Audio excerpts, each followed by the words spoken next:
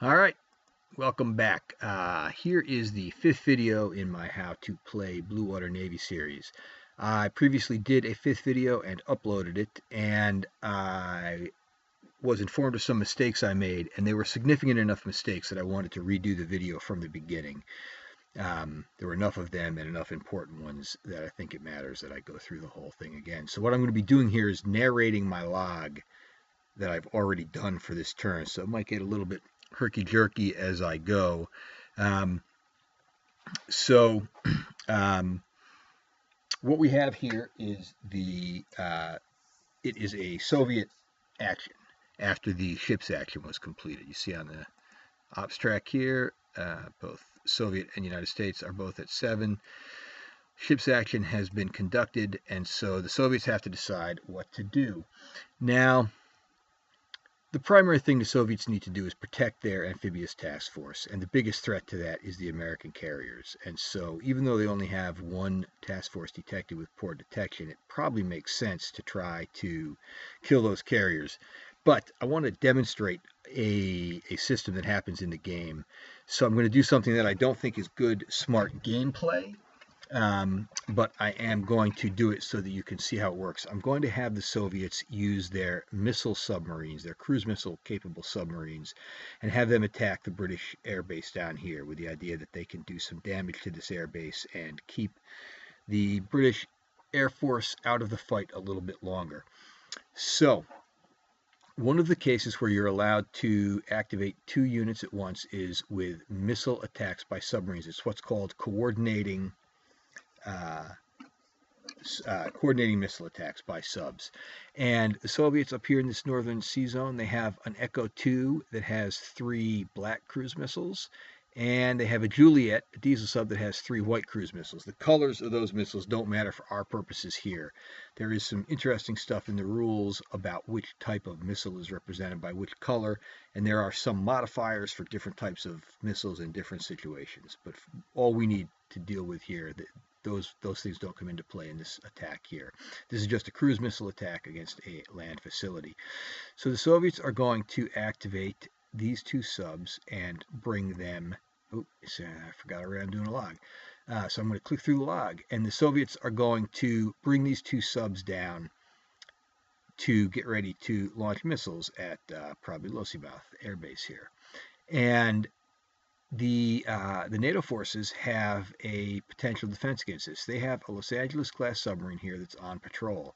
This submarine is allowed to interrupt the movement of any sub entering the zone and make an ASW attack, and it's going to do that. So I move the ops off board, and so here we have my die rolls, 2, 9, 10. What happens is the Los Angeles is conducting anti-submarine warfare, and it rolls 2, 9, 10.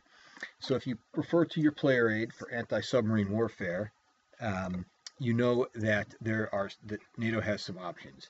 It can use that natural 10 roll in a couple different ways. One of them it talks about on the playing aid is SSBN hunting. That applies to the campaign game. I don't even understand that part myself. We're not going to deal with that here. And the other thing they can do is use it to apply a hit to any submarine. And the 9, which is modified to a 10 by the Los Angeles' tactical rating, is also a big enough roll to hit either of these subs. So NATO could go ahead and sink some submarines. But the other option that it has, if you roll a natural 10 when conducting anti-submarine warfare, you have the option to detect a task force that is in that sea zone or to upgrade a previous poor detection to a good detection. If you do that, you forego the other dice. So in other words, what's happened is instead of shooting at these submarines, this sub has picked up and started to prosecute an attack against this task force. And that's what this sub commander is going to do. So they're going to upgrade the task force Andropov's detection to good. And when a submarine does that, it is allowed to immediately attack the detected task force with missiles if it has them, or torpedoes. In this case, just torpedoes. So the Los Angeles is now going to roll again. It's going to roll 3 more dice in an attack against this task force. So you would go, these updates on my computer. Sorry if that was distressing. So if you go to the player aid and you go to submarines versus task forces, you can follow along with what happens here. So the Los Angeles is going to roll 3 dice with a +1 modifier to each die. And here we go. So this time it rolls a 2, a 6, and a 10. So that becomes a 3, a 7, and a natural 10 is always a natural 10. This is good luck because now we can see what happens when you hit a capital ship as well as other things. So if you look at the submarine attack results, you will see, so the Los Angeles gets a modifier. It gets +1 die for attacking with a good detection marker. So we're going to roll one more and see what happens. So that was a whiff. That extra die didn't matter. So the Los Angeles has secured 2 hits. One is a modified 7, and that allows it to place a hit on an amphibious unit, a convoy, or the P symbol indicates something called Prairie Masker. I'm going to show you a little bit of that. That doesn't apply to Soviet units, but do the American units in this have one? If you look at the US-1 ship in the Task Force Ranger, you see the P symbol. That ship is equipped with Prairie Masker, which is sort of like a bubble system on the hull that makes it harder to detect. So if you roll a 7 to 9, you're allowed to cause a hit against an amphibious unit, a convoy, or a ship not equipped with Prairie Masker defense, other than a capital ship. The only way you hit a capital ship is with a natural 10.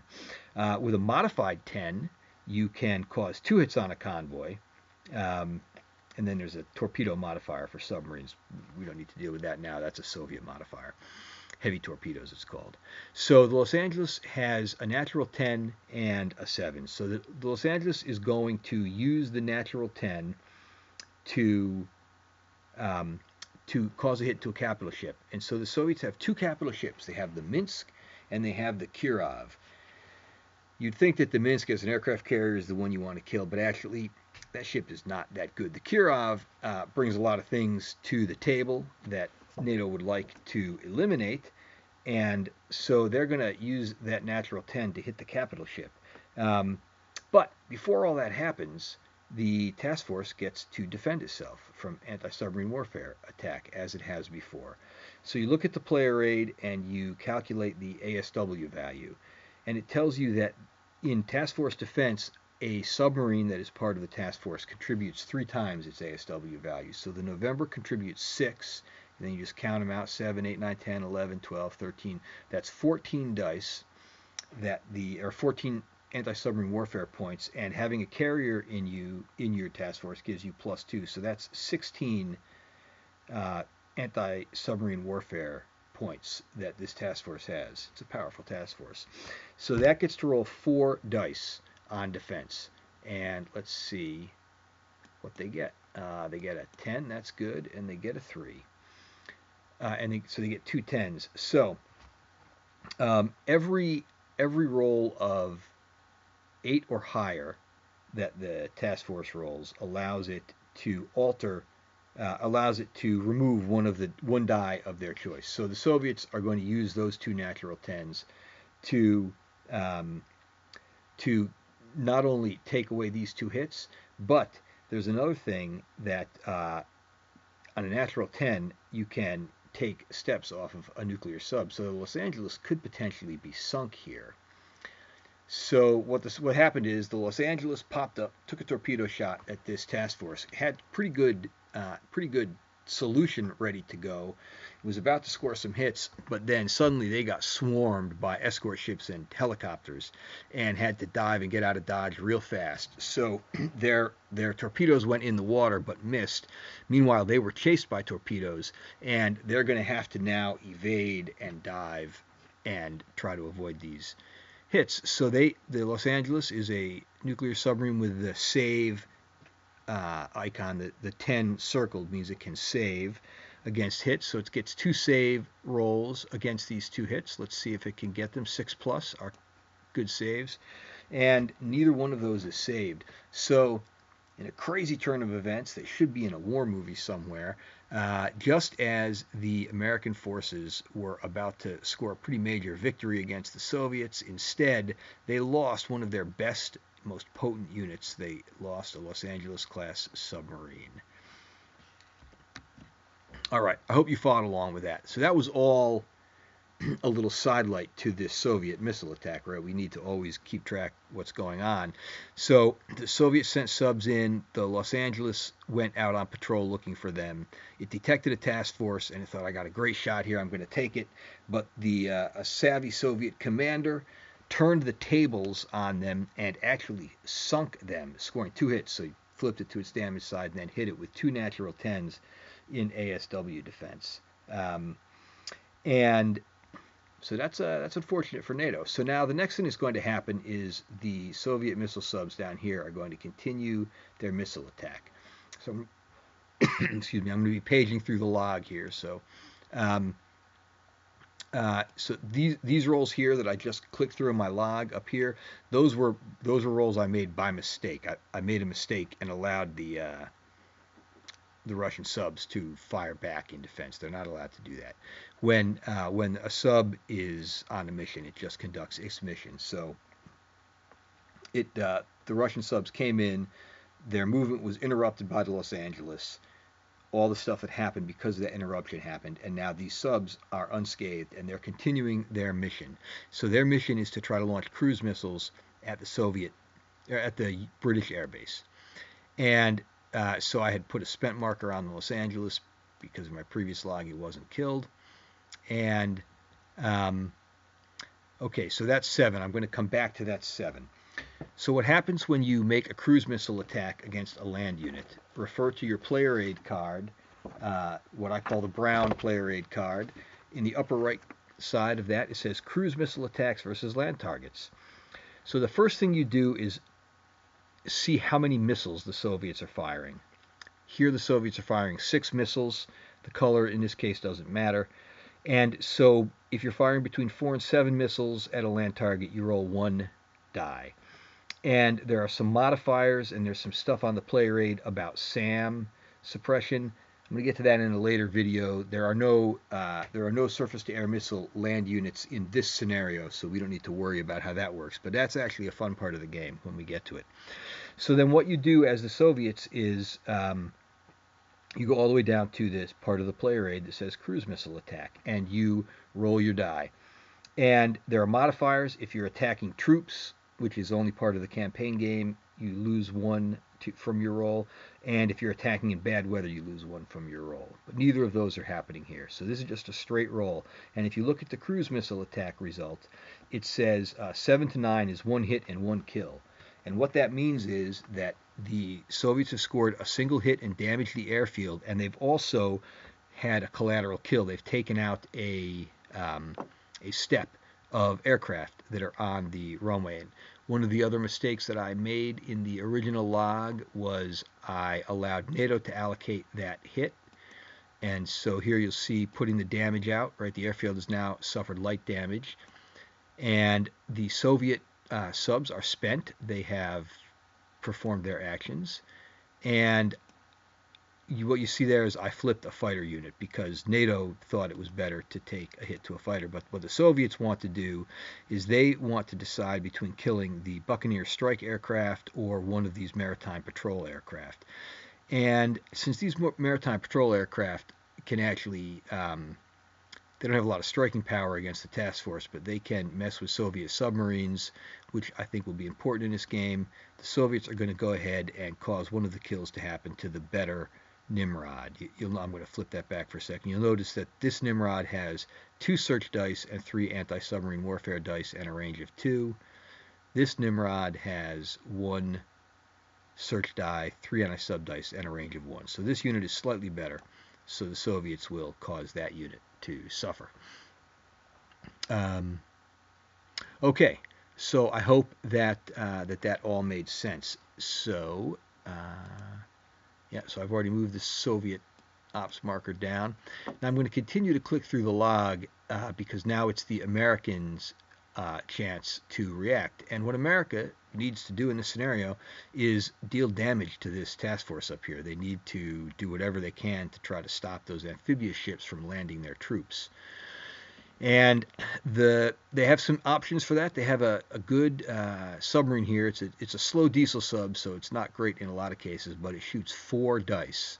So that's a pretty solid option. But I think the most powerful unit in the American arsenal right now, or in the NATO arsenal, are the strike aircraft on the carriers. And so the Americans are going to launch an airstrike against the task force. And so you'll see me setting that up here on the map. And so what I've done is I brought out the carrier air group from each aircraft carrier, and I brought out 1 fighter to escort them. When you launch an airstrike, you spend an operation point per strike aircraft. I could add the Buccaneers in here if they were able to launch. It's too bad for NATO that they can't. So you take an operations point for each strike aircraft. The escorting fighters fly for free. And the reason that escorting fighters are important is obviously to clear away the dead one. You will see how that happens in just a minute. So the strike package is going to fly up. We're going to get that submarine right out of the way. And you're going to notice that this Soviet task force has fighter cover. It's got Yaks. But if you look at the stats on the Yak, you realize, again, if you're interested in this game and watching this, this is not news to you. These are not particularly good air-to-air fighters. They're short, stubby little things, good for vertical takeoff and landing from the small deck of the Minsk, but they can't do anything, certainly can't do anything against F-14s. So if the Yaks were going to fight the F-14s, they would roll a single die with no modifier, and their defense is an 8. Against them, they would be facing 4 dice from the Tomcats with a modifier of +2 and a defense of 9. So the Yaks just couldn't survive that. So your option when you have combat air patrol in the air, if you don't want to face the enemy, you are allowed to declare your combat air patrol retreats from combat or avoids combat. And to do that, you mark it spent. And that is the only way that a combat air patrol aircraft gets marked as spent. They can conduct as many defenses of the task force as need be. Them being spent means they're not participating in this fight. They will be able to participate in future actions, but there's a modifier, pretty serious modifier, negative modifier, if your cap is already spent. So they're not part of this fight. They're going to live to fight another day. You could realistically, as the Russians have said, yeah, use them or lose them. I'm just going to spend them here so you can see how that works.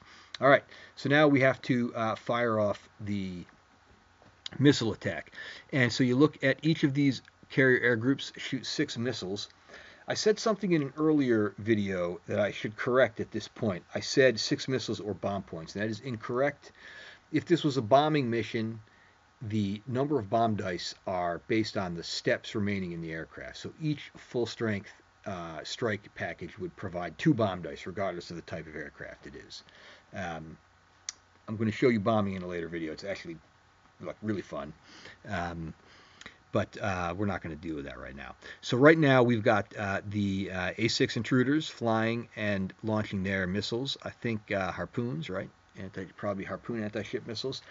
And they're going to fire them at the Soviets. So they've got 12 missiles firing at the Soviets.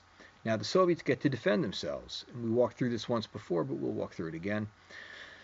You add up the surface-to-air missile value of the Soviet task force. And so going left to right, the upper left-hand black number is the SAM value. So 3, 4, 5, 6, 7, 8, 9, 10, 11 SAM points for the Soviet task force. Now you look at your player aid. You look at the blue player aid, task forces, detection, missile attacks, and damage. And in the upper right, it shows missile attacks against task forces. And it shows you the number of missiles that are coming in and the number of SAMs that the task force is allowed to fire in response. So between 11 and 15 incoming missiles allows the task force to fire as many as 3 more than the total number of missiles. So the Soviets could potentially fire 15 surface-to-air missiles at the incoming harpoons, but they only have the capacity to fire 11, so they're going to fire all 11. So now we're going to get to the die rolls for those things in a minute. And this is another one of the mistakes I made in the previous video. I forgot that for the surface-to-air missiles, there's a -1 DRM if they are engaging NATO missiles. I guess that the Harpoons were tricky things to try to hit. So I'm just clicking through a bunch of stuff here trying to get it arranged. So now we're going to just do the 11 dice rolls, right? There's 3, 6, 9, there's 11. So each of these rolls is 1 fewer than it should be. So we've got a 4, a 9, a natural 10 is always a natural 10. I'm sorry, that's a modified 9. So you've got a 4, a 7, a 9, a 1, a 5, a 6. You can do the math. You don't need me to count it for you. So if you look at the missile attacks against task forces, as we just did, the task force rolls 1 die per SAM point. Every die roll of 1 to 2 is a miss. Every die roll of 3 to 8 is 1 hit, and every die roll of 9 to 10 is 2 hits. And so what we have here are 1 die roll of 9, which is this 10 modified down, so that's 2 hits. And then we have 3 modified ones, or 0 and modified ones, right? So 3 misses. So the rest of them are single hits. So here's 2 hits, 3, 4, 5, 6, 7, 8, 9 hits. So of the 12 missiles, 3 leaked through. And now you just keep walking down the player aid and you get to the incoming missile resolution. So you roll 1 die per 2 missiles remaining and a single die for an odd remaining missile. So there's going to be 2 die rolls here that the U.S. is going to make. One of them is going to score a hit on 1 to 7 and 2 hits on 8 to 10, and the second one will score a hit on a 3 to 10 and will miss on a 1 to 2. No modifiers on this. So there's the first roll. That's a 6. It gets a +1 modifier for the task force having good detection. So that's a modified 7. That's 1 hit. And now we're rolling for the single missile, which I forgot to do in the last video, and that's an 8 modified to a 9. So because it was a single missile, that's still 1 hit. So that's 2 hits that these missiles score against this task force. Now, who decides where the hits go, right? Who picks? Well, that's what comes next. If you keep walking down the player aid, you'll see missile hit selection, and it informs you that what you do is you roll 2 dice. Any natural 9 or natural 10 allows the first hit to be allocated by the attacker, and thereafter, NATO allocates every second hit. So NATO doesn't get to allocate the first die, so the Soviets get to pick a die. And what they're going to do here is they're going to pick one of their surface units that they think is most expendable, and I think it's the Kinda group is what I ended up picking. And let me see if I did. Well, hold on. So I clicked too high. So yeah, so you see the Kinda has now been damaged. Now NATO gets to allocate a hit, and they're going to allocate that hit to the convoys because that's what they're trying to do, is get rid of these convoys. So you hit receive hit. See how that comes out a little bit different? The hit, these convoys don't sink or anything. They just accumulate hits, and you're going to see how those accumulated hits affect things when they try to land troops. So that's a decent result for NATO. They can't complain too much about that. They're going to send their aircraft back to the carriers. They're all unharmed. They're marked spent. The aircraft that flew that mission are marked spent and are not available for future use until they are refreshed. And so NATO spent 2 operations points conducting that attack, and I believe, and that is the end of the log. So that, I think I have done everything correctly there. And so again, I'm saying that's not like the best gameplay decisions that you could have made in these situations, but I wanted to demonstrate the different things that happen in this game because I think there's a lot going on and it's a lot of fun. So that's all for this video. I'm going to continue the turn in future videos, but as I've said, I'm trying to keep these videos to a manageable length. So again, comments, questions, anything at all, please let me know. Thanks.